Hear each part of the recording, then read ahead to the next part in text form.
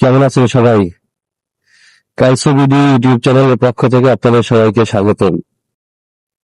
এখন আমি যাচ্ছি উত্তরাতে।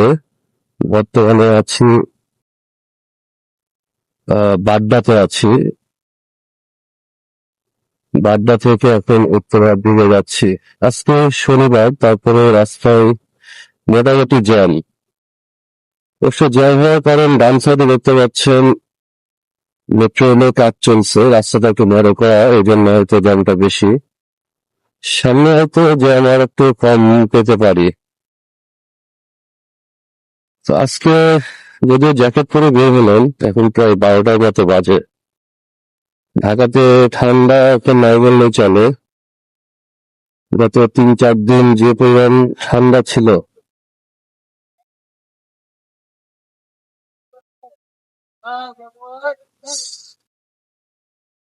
ঢাকার তাপমাত্রা এখন অবশ্য বেড়ে গেছে।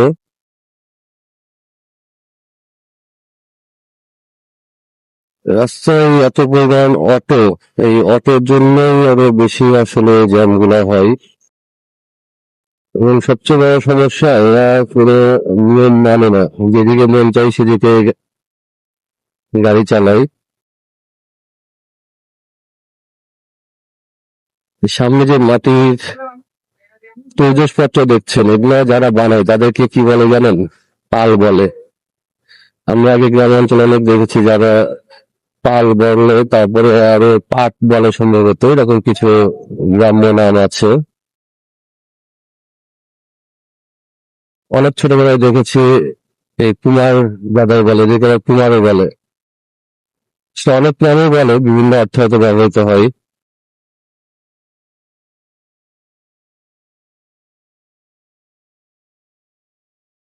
সম্পূর্ণ রাস্তাতেই জ্যাম দেখা যাচ্ছে। এদিকে মেট্রোর কাজ চলছে, এই জন্য জ্যামটা এদিক থেকে আরো বেশি। সম্ভবত কুড়িল বিষয় পর্যন্ত এরকম জ্যাম পাওয়া যাবে। দেখি তারপরে কি অবস্থা। আমি অবশ্য গুলশান দিয়ে যেতে পারতাম, কিন্তু চিন্তা করলাম হয়তো এদিকে জ্যাম থাকবে না, এই জন্য এই রাস্তায় ঢুকলাম। মনে হচ্ছে গুলশান দিয়ে ঢোকা লাগতো।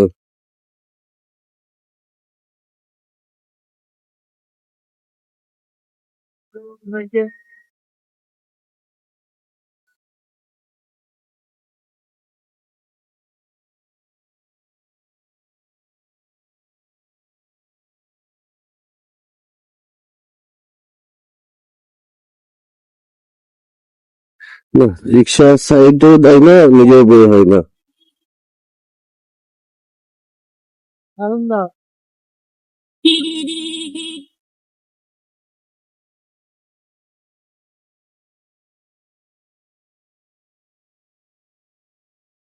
প্রচুর জ্যাম রাস্তায়।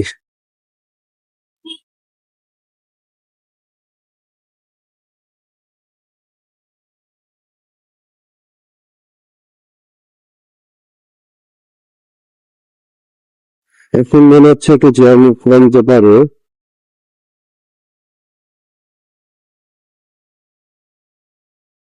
এখানে অবশ্য মেট্রো যেটা হচ্ছে, এটা সম্ভবত গাবতলী বা আশুলিয়া থেকে ডেমরা পর্যন্ত যাবে।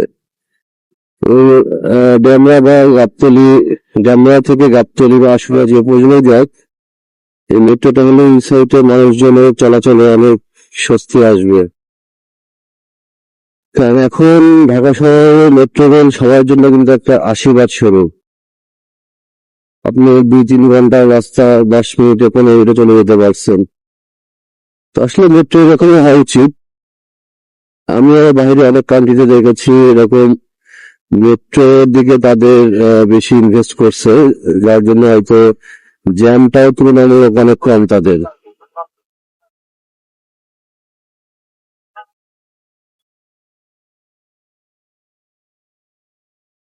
এই সিগন্যালটা পার হলে মনে হচ্ছে আর জ্যাম তেমন পাবো না। বামের দিকে এগুলো সবগুলো হচ্ছে আপনার এম্বাসি, বিভিন্ন মিশনের এম্বাসি।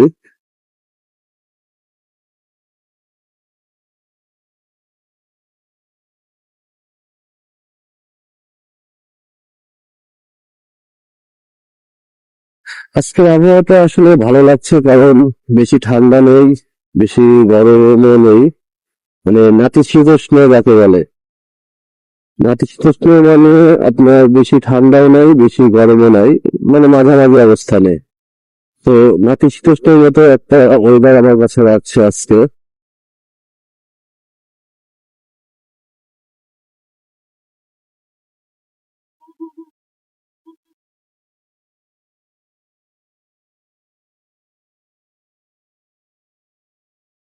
আজকে রাস্তাতেও অনেক মানুষ।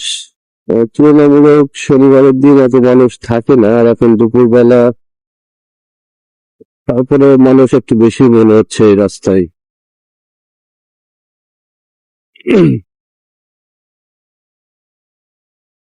রাস্তার মাঝখানে যাত্রী নামায় দিচ্ছে, গাড়িটা উচিত ছিল একটু সাইড করা। এবং সবচেয়ে বড় ব্যাপার, যখন কেউ বাস থেকে নামে সে পিছে তাকিয়েও দেখে না যে পেছনে কোনো গাড়ি আছে কিনা। কারণ দিন শেষে একটা অ্যাক্সিডেন্ট হলে তো যার ক্ষতি হবে তারই তো বড় একটা বিবাদ হয়ে যাবে। এখানে একটা সিগন্যাল পাবো, এখানে সিগন্যালটা থাকেই সব সময়। এই সিগন্যালটা এখানে যাত্রী ওঠানোর জন্য, মানে এটা হচ্ছে কৃত্রিম একটা সিগন্যাল তৈরি করে রাখে এখানে।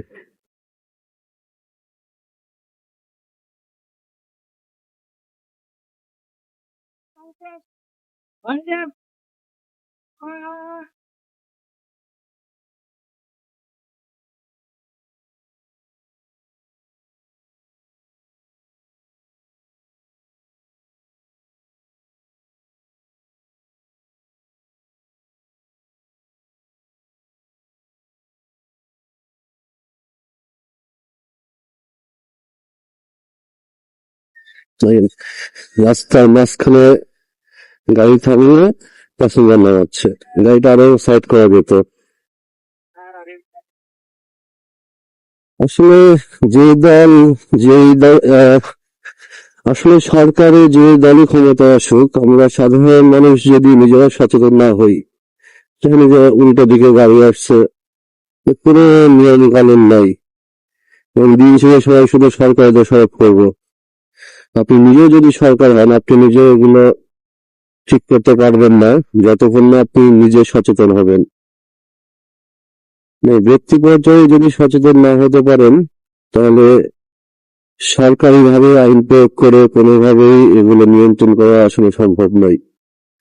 সামনে দেখা যাচ্ছে না, একবারে ফাঁকা, দুই তিনটা বাস দাঁড় হয়ে এই জ্যামটা তৈরি করে রেখেছে।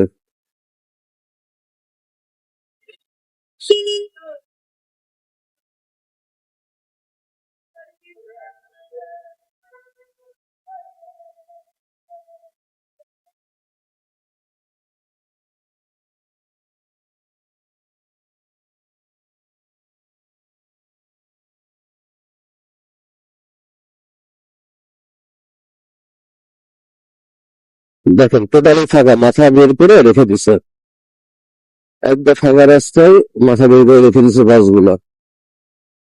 কি এদের আইন কানুন বের হবে?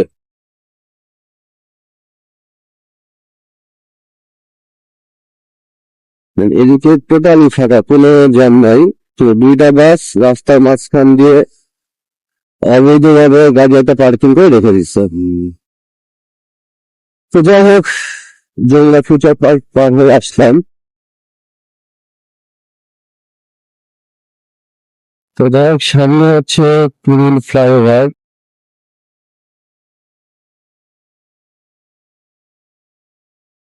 এই এলাকাতে আমার অনেক স্মৃতি আছে, কারণ এখানে অনেকবার আমার আসা হয়েছে কিছু কাজের জন্য, অনেকদিন ছিলাম।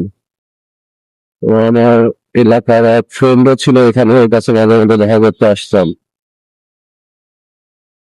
এখন অবশ্য যারা বাণিজ্য মেলায় যেতে চান, জানেন অনেকে হয়তো যে বাণিজ্য মেলা চলছে 300 ফিটের ওখানে।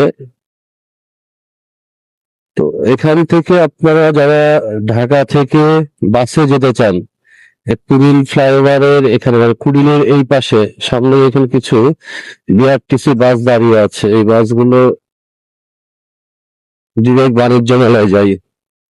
আবার বাণিজ্য মেলা থেকে এসে এখানে নামাই দিবে আপনাদের। যে বামে যে বাসগুলো দেখছেন এগুলো অনেকগুলো বাস বাণিজ্য মেলায় যায়। আচ্ছা বলবো সামনে যে বাসগুলো এগুলো বাণিজ্য মেলায় যায়। এই যে 30টা আন্তর্জাতিক বাণিজ্য মেলা এই সবগুলো বাস বাণিজ্য মেলায় যাচ্ছে। আবার বাণিজ্য মেলা থেকে বাস এখানে এসে আপনাকে নামাই দিবে। আবার কিছু বাস নারায়ণগঞ্জ যায়, বাড্ডা হয়ে যায়, জমিয়া ফিউচার পার্কের সামনে থেকে বাড্ডা দিয়ে যায়। তো কেউ যদি এদিকে নামতে চান তাহলে নারায়ণগঞ্জের বাসে যেতে পারবেন। এবং বাসগুলো ভালো সার্ভিস দেয়, কারণ এখান থেকে ছাড়লে একবার ডিরেক্ট বাণিজ্য মেলায়, মাঝখানে আর কোনো থামাথাম নাই, এবং ভাড়াও তুলনামূলক অনেক কম।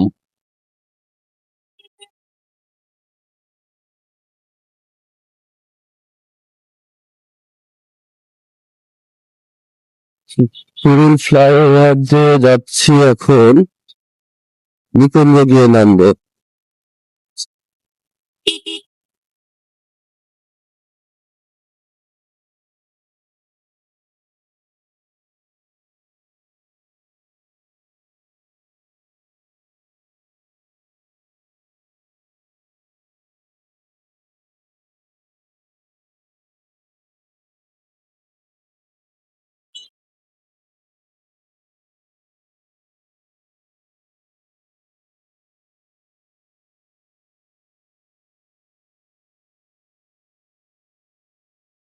এখন সোজা রাস্তাটা উত্তরা এয়ারপোর্ট এদিকে যাচ্ছে, আর পেছনের দিকে আপনার নোয়াখালী, বনানী, গুলশান, হোটেল রেডিসন এদিকে যাচ্ছে। তো আমি এখন নিকুঞ্জের কাছে চলে এসেছি। এই রাস্তাটা অবশ্য ভালো লাগে, কারণ এখানে জ্যামটা তুলনামূলক অনেক কম থাকে এই রাস্তায়, এবং জ্যাম থাকে না বললেই চলে। তারপরে যখন খুব বেশি জ্যাম হয় তখন তো হবেই, কারণ ঢাকা শহরে সব জায়গাতে জ্যাম থাকেই কম বেশি।